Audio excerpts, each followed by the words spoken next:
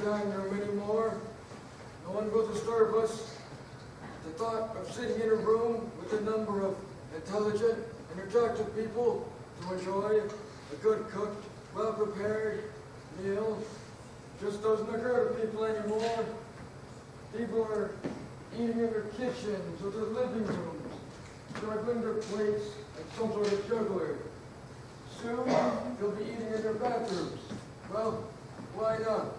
To simplify the process considerably, Stop somewhere, Pop. they'll sit over there. There's a purple finch that comes by the feeder every evening. The feed is young.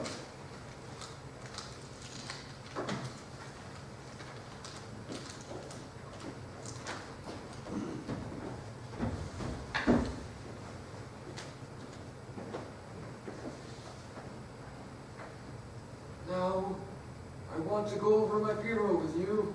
Oh, Pop. I want you to. There's not that many apples left in the barrel for me, You've been saying that for years, Pop. but this time it's true. And I want to go over it with you.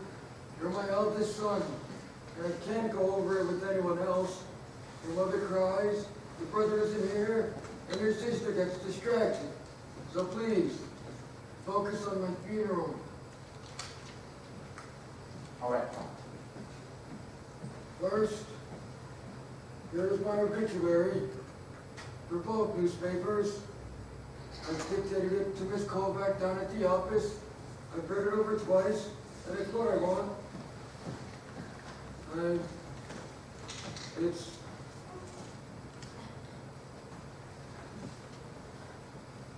It's thorough without being too self-congratulatory. I go over my business career, civic commitments, my family, and even touch my recreational life. I give the way to the selfish, I count up the keys, and the lowest score I scored in golf. The papers will want to cut both items, but don't you let them. Okay, Pop. I also want them to print this picture. It was taken when I was elected chair of the Symphony God. I think it will do. I don't look too young to die, nor so old it won't make any difference. All right, Pop. No, I want the funeral service announced at the end of my obituary and to occur 3 days later. This gives people enough time to adjust their appointments and postpone their trips. I want this all to occur at 3:30 in the afternoon. This gives people enough time to digest their lunch and doesn't obligate us to feed them dinner. Notice I've underlined the word church. Mr. Fairweather may want to squeeze the service into the chapel, but don't you let him. I've lived there all my life and met a great many people, and I want them all to be seated and comfortable. And if you see anyone milling around the door, I want you to go right up to them and find them a place, even if you have to use folding chairs. Are we clear on that? Yes, Pop. Then there's a list of works I want to be played by Miss Manchester at the organ. This Bach, this Handel, and this Schubert. All lively, and notice, nothing grim, nothing gloomy. I want the service to start out with a good Rosen hymn. Onward, Christian soldiers. Then Mr. Fairweather may make some brief, underlined brief, remarks about my life and work. Do you plan on getting up and saying anything, by the way? Me? You. Do you plan on getting up and saying anything? Well, don't then. If you don't want to, there's nothing more uncomfortable than a reluctant or unwilling speaker. But on the other hand, if you, my eldest son, were to get up and say a few words of farewell, Of course I will, Pop. good. I'll write you in. brief remarks by my son Richard. Any idea of what you might say? No, Pop. You won't make it sentimental, will you? Brad Hoffmeister's son got up the other day and made some very sentimental remarks about Brad. I didn't like it, and I don't think Brad would have liked it either. I won't change it, Pop. On the other hand, you won't make any wisecracks, will you? Oh, Pop. You have that tendency, Dick. At Marcy's wedding and your brother's birthday, you make some very flip remarks about all of us. I'm sorry, Pop.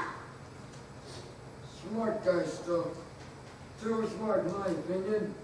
Now, if you were gonna go down that road, you might as well not say anything at all. I won't make a crack, Pop. I swear. Good. Because you love us. Don't you? Yes, Pop. You love us. You may run off every summer, be a terrible letter writer, but you love us all, just the same. You love me, don't you? Oh, yes, Pop. Oh, yes, really. Fine. Now, at the graveside, I want just the family. I want to be buried next to my brothers and under my mother and father. And leave room for your mother. She may try to remarry, but still leave room. She'll come back in the end. All right, Pop. Then, when everyone's gone, I want you to invite everyone back here and stay close to your mother. She gets nervous at any type of gathering and makes bad decisions. For example, don't let her serve anyone the good Beefeater's gin if they just want to mix it with tonic water. Then, after they're gone, I want you to sit with your mother. Stay in the house for a few days, please. I will, Pop. And that's my funeral. I'm leaving you this room, you know? These chairs and that table goes to you after your mother dies. It's the best thing I could have left you by far. Thanks, Pop. Now, we'll rejoin your mother. I'll leave this in my safe deposit box on top of my will and stock certificates. And I'll leave the key in my left bureau drawer.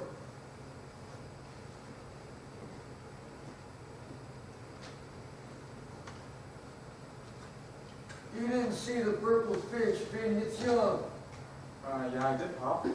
You saw while I was talking? That's right. Good. I'm glad you saw it.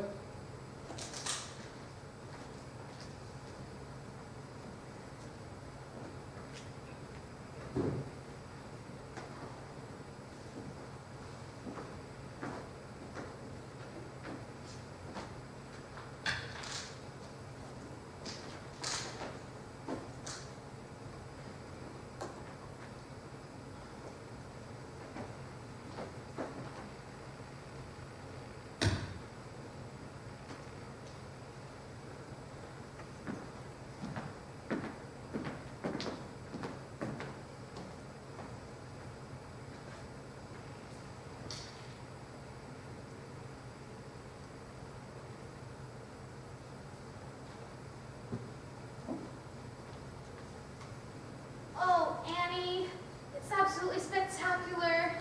Thank you, Mrs. Now, make sure the soup plates are hot, I always do, Mrs. and we can dispense the butter balls. Just make sure everyone gets a nice square of butter. Onto the butterballs, Mrs. Would you? How nice. And watch the ashtrays. Some people still smoke between persons, but don't like to be reminded of it. I know, Mrs. Now, let's see. Oh, right. Before everyone arrives, I want to pay you.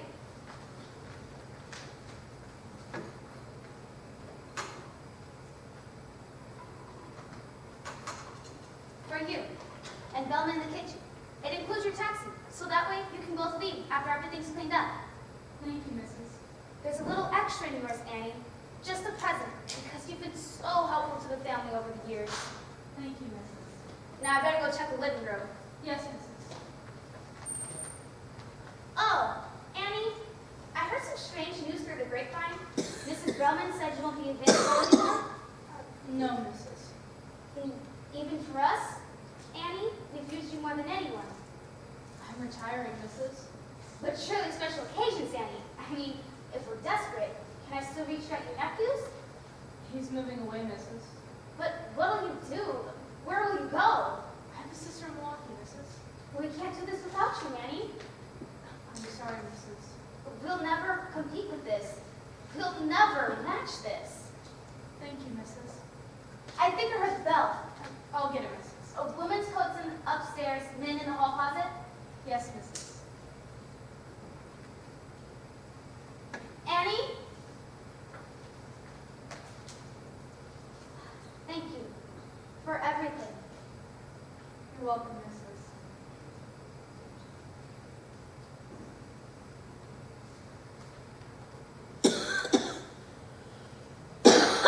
Lately, I've been having this recurrent dream.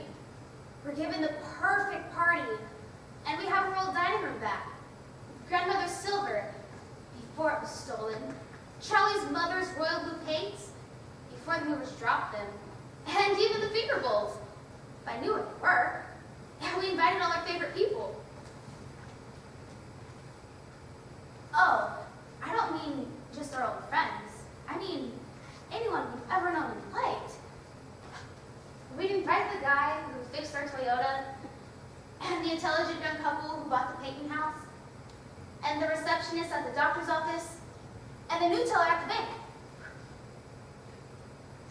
And we'd invite our children too, and they'd come from wherever they were.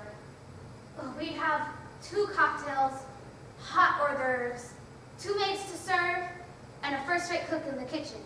And everyone would be getting along famously. My husband laughs when I tell him this dream. Do you realize, he says, what a party like that would cost? Do you realize how much we have to pay for a party like that? Well, I know. I know all that. Sometimes I feel like it might just be worth it. Good to see you again.